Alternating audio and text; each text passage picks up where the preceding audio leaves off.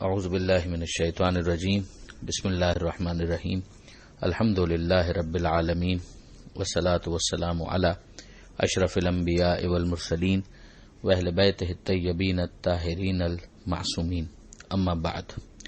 سورہ براءت آیت نمبر 27 سے آیت نمبر 31، 27 سے 31۔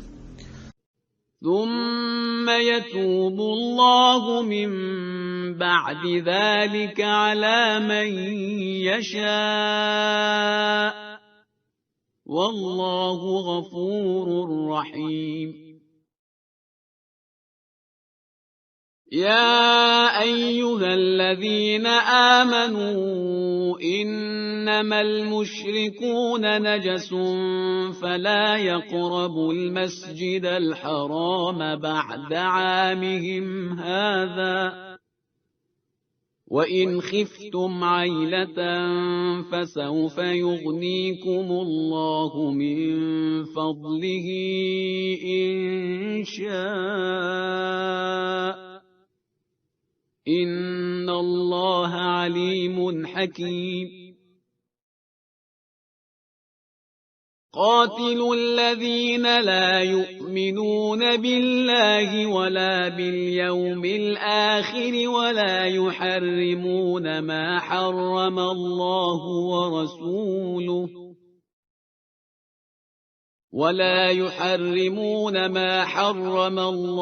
ورسولہ ولا يدينون دين الحق من الذين أوتوا الكتاب حتى يعطوا الجزية عن يد وهم صاغرون۔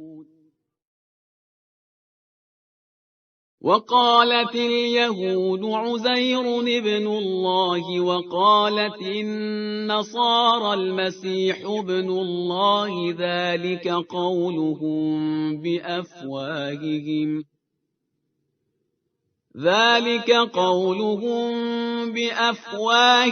يضاهئون قول الذين كفروا من قبل قاتلهم اللہ انا یؤفکون۔ اتخذوا احبارهم ورهبانهم اربابا من دون الله والمسيح ابن مريم وما امروا الا ليعبدوا الها واحدا لا اله الا هو سبحانه عما يشركون۔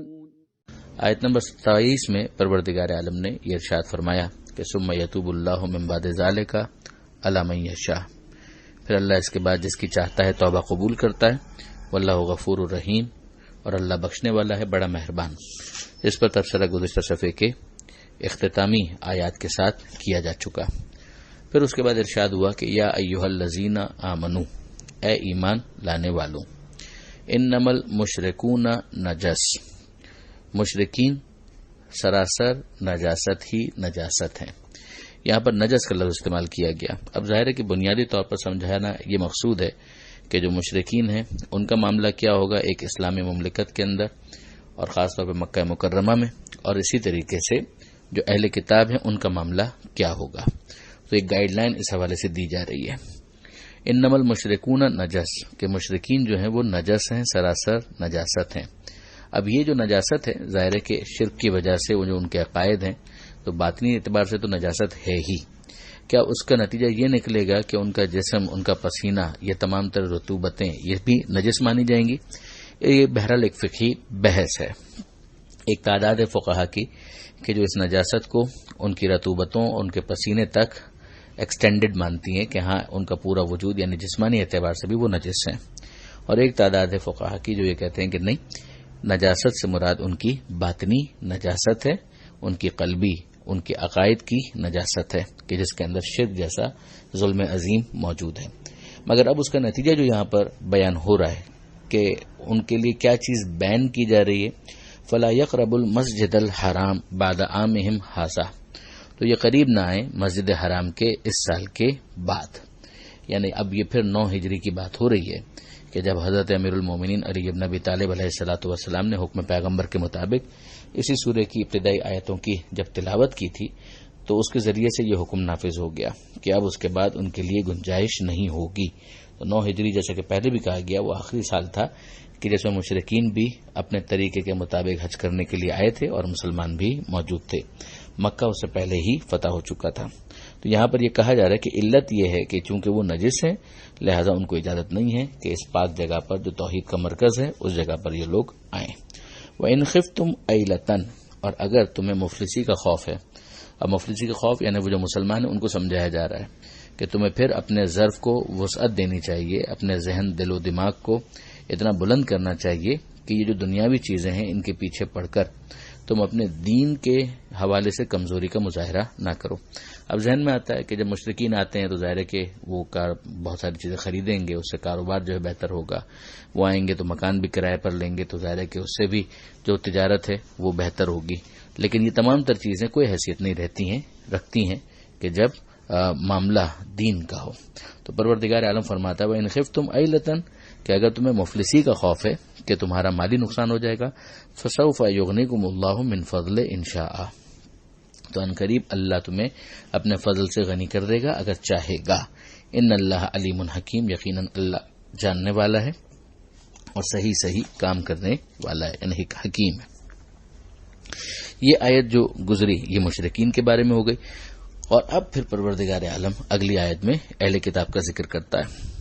قاتل الذین لا یؤمنون باللہ ولا بالیوم الآخر، کہ قتال کرو ان سے کہ جو ایمان نہیں رکھتے اللہ پر نہ آخرت کے دن پر.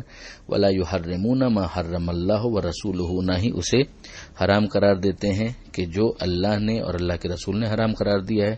ولا یدینون دین الحق، اور نہ ہی اختیار کرتے ہیں سچے دین کو. یہ کن کی بات ہو رہی ہے؟ من الذین اوتوا الکتاب، ان میں سے کہ جو اہل کتاب ہیں. حتی یؤتوا الجزیہ، یہاں تک کہ وہ جزیہ دینے کے لیے تیار ہو جائیں.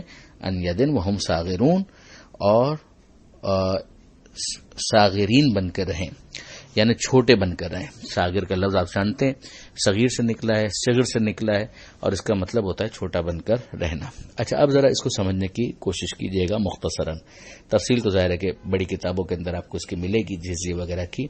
جزیہ ایک ٹیکس ہے، اور اس جگہ پر کہ جہاں مسلمانوں کی حکومت ہے وہاں پر اگر اہل کتاب میں سے کوئی موجود ہے تو اس کو یہ پروویژن دیا جاتا ہے کہ اگر وہ یہ ٹیکس دے دے تو اس کی ذمہ داری، اس کی حفاظت کی ذمہ داری حکومت کی ہوگی، اور اس کے بدلے میں وہ پرامن انداز میں سکون کے ساتھ اپنی زندگی وہاں پر گزار سکتا ہے.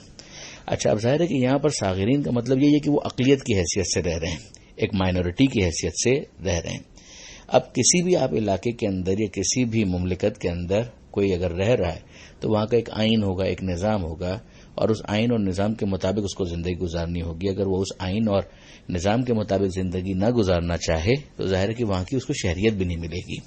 آج بھی پوری دنیا کے اندر جہاں پر بہت ساری حکومتیں سیکولر کہلاتی ہیں، مگر ظاہر ہے کہ جب وہ کسی کو نیشنلٹی دیتی ہیں تو وہاں پر جو موجود آئین ہے اس کی وفاداری کا ان سے حلف لیا جاتا ہے، اس کی قسمیں کھلوائی جاتی ہیں. اگر آپ اسلامی حکومت کی بات کریں تو اسلام جو ہے وہ تو قرآن اور قرآن کے علاوہ جو دیگر قوانین ہیں ان کی بنیاد کے اوپر تمام تر لیجسلیشن کرتا ہے. تو اگر کسی جگہ پر ایک شخص رہ رہا ہے جو مسلمان ہی نہیں ہے تو اس کا مطلب یہ ہے کہ وہ جو بنیادی دین آئین کی صورت میں نافذ ہے، جو قرآن ہے، رسول کی سنت ہے، رسول کی احادیث ہیں، ان سب کو تو وہ ڈس اون کر رہا ہے. تب آپ خود اندازہ کیجئے کہ ایک سیکولر حکومت نہیں ہے، ایک دینی حکومت ہے جس کا آئین اس کی کتاب ہے جو خدا کی طرف سے نازل کردہ ہے، یہ اس کو قبول نہیں کر رہے. تو ظاہر ہے کہ مسلمان بننے کے لیے یا تو ان کو گن پوائنٹ کے اوپر مجبور کیا جائے کہ صاحب آپ یہاں پر اس حلف کا آئین کا حلف اٹھائیں. اس آئین کے حلف اٹھانے کا مطلب یہ ہے کہ ان کو مسلمان بننے پر مجبور کیا جائے. وہ اسلام کی پالیسی نہیں ہے. تو اب کیا کیا جائے؟ کیا ان کے لیے کوئی پروویژن رکھا جا سکتا ہے؟ یہ اسلام کی فراخ دلی ہے کہ اسلام نے یہاں پر ایک پروویژن رکھا ہے کہ ٹھیک ہے اگرچہ آپ ہمارے آئین کو بھی اس طریقے سے نہیں مان رہے، یعنی اگر آپ اس کے اندر عبارتوں کے اوپر اگر غور کریں کہ ولا یحرمون ما حرم اللہ، کہ یہ حرام نہیں سمجھتے اس چیز کو کہ جسے اللہ نے حرام قرار دیا ہے اور اللہ کے رسول نے حرام قرار دیا ہے. یعنی سوسائٹی کے اندر بہت سارے سول لاز ایسے ہیں، جو معاشرتی قوانین ہیں ایسے ہیں کہ جن کو اسلام نے نافذ کیا ہے اور یہ اس کو قبول نہیں کر رہے ہیں. تو اب اس صورت میں کیا کیا جائے؟ کیا ان کو مجبور کیا جائے؟ نہیں، مجبور نہیں کیا جائے گا، لیکن پھر ان کو کام یہ کرنا ہوگا کہ ایک ٹیکس ان کو دینا ہوگا، اور وہ ٹیکس جزیہ کہلائے گا، جو ان کی حالت کے حساب سے، ان کی حیثیت کے حساب سے ان کے اوپر نافذ کیا جائے گا. ان سے یہ بھی تقاضا نہیں کیا جائے گا کہ یہ فوج کے اندر بھرتی ہوں، ان سے یہ بھی تقاضا نہیں کیا جائے گا کہ یہ جہاد کے لیے سرحدوں پر جائیں، بلکہ ان سے صرف اتنا تقاضا کیا جائے گا کہ اپنی حیثیت کے مطابق ایک طے کریں کہ ہم اتنی پیمنٹ کریں گے اور ہمیں یہاں پر شہریت دی جائے اور ہمیں رہنے کا حق دیا جائے. اس کے بعد ساری ذمہ داری مسلمان حکومت کی ہوگی. ساگرون اس اعتبار سے ہے کہ ظاہر ہے کہ چونکہ یہ بنیادی طور پر آئین ہی کو قبول نہیں کر رہے، لہذا اس طرح سے ان کو ایک پروٹیکٹڈ مائنورٹی کا اسٹیٹس دیا جائے گا. اس کے اوپر اگر غور کیا جائے تو آپ کو اندازہ ہوگا کہ اسلام نے اس میں فراخ دلی کا مظاہرہ کیا ہے. تفصیل اگر آپ دیکھنا چاہیں تو نصارہ نجران جب جزیہ دینے کے لیے آمادہ ہوئے مباہلے سے دستبردار ہونے کے بعد، تو اسلام کی وہ پالیسی ہمیں وہاں پر بھی دکھائی دیتی ہے کہ ان کو مسلمان ہونے پر مجبور نہیں کیا گیا، بلکہ ان سے جزیہ لینے پر اکتفا کیا گیا اور ان کو ایک پروٹیکٹڈ مائنورٹی کے طور پر ایک تحفظ دیا گیا اور کسی بھی طریقے سے مجبور نہیں کیا گیا. اب یہاں پر ایک سوال یہ پیدا ہوتا ہے کہ یہ اللہ پر تو ایمان رکھتے ہیں، مگر مسئلہ سارا یہ ہے کہ اللہ پر ان کا ایمان جو ہے وہ بہت زیادہ آلودہ ہے، اور اسی کے آگے تشریح بھی آ رہی ہے. وقالت الیہود عزیر ابن اللہ، یہود یہ کہتے ہیں، یہود نے یہ کہا کہ عزیر جو ہیں وہ اللہ کے بیٹے ہیں. وقالت النصارى المسیح ابن اللہ، اور نصارہ یعنی عیسائیوں نے یہ کہا کہ مسیح جو ہیں وہ اللہ کے بیٹے ہیں. یہ ان کی توحید کے حوالے سے ایک آمیزش، ایک اس کے اندر آلودگی.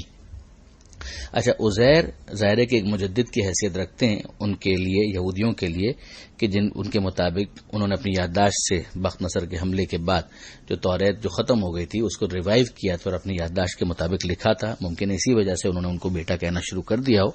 آج کل کے یہودی جو ہیں بظاہر یہ عقیدہ نہیں رکھتے، مگر آپ دیکھ لیجئے کہ آج کل کے یہودی ظاہر ہے کہ اس بات کو کہتے ہیں. مستقبل کے اندر بھی یہ باتیں کہیں گے، لیکن ماضی کے اندر یہ بات کب پہلی مرتبہ کہی گئی؟ ظاہر ہے کہ اس کی ہسٹری بہت پرانی نہیں ہے. جس زمانے میں پیغمبر اکرم صلی اللہ علیہ وآلہ وسلم ان آیتوں کو پڑھ رہے تھے تو مدینہ منورہ کے اندر یہودی موجود تھے. ان میں سے کسی نے یہ اعتراض نہیں کیا کہ ہم کہاں عزیر کو اللہ کا بیٹا مانتے ہیں. ماضی کے اندر ظاہر ہے کہ یہ عقیدہ رہا ہے. اب اگر بعد میں کسی نے اس عقیدے سے رجوع کر لیا تو ہم اس کو ویلکم کریں گے.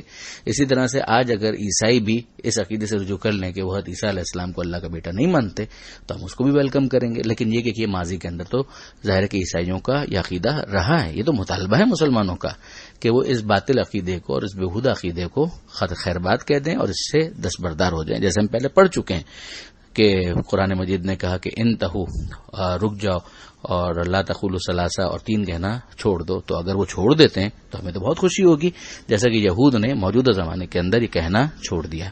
ذالک قولہم بافواہہم، اور اب جو اسلام کی تنقید ہے قرآن مجید کی وہ یہ ہے کہ یہ ان کی باتیں ہیں بلا ثبوت جو وہ اپنے منہ سے کیا کرتے ہیں. یضاہئون قول الذین کفروا من قبل، اور ویسی ہی باتیں کہتے ہیں کہ جیسی کافر بھی اس سے پہلے کہہ چکے ہیں. وہ اللہ کی بیٹیاں مانتے تھے فرشتوں کو، تو یہ ملتی جلتی بات رہیں. قاتلہم اللہ، اللہ ان کو قتل کرے. انا یؤفکون، یہ کس طرح سے کجروی کر رہے ہیں، یعنی سیدھی راہ سے ہٹ رہے ہیں. اللہ ان کو غارت کرے، اللہ ان کو قتل کرے.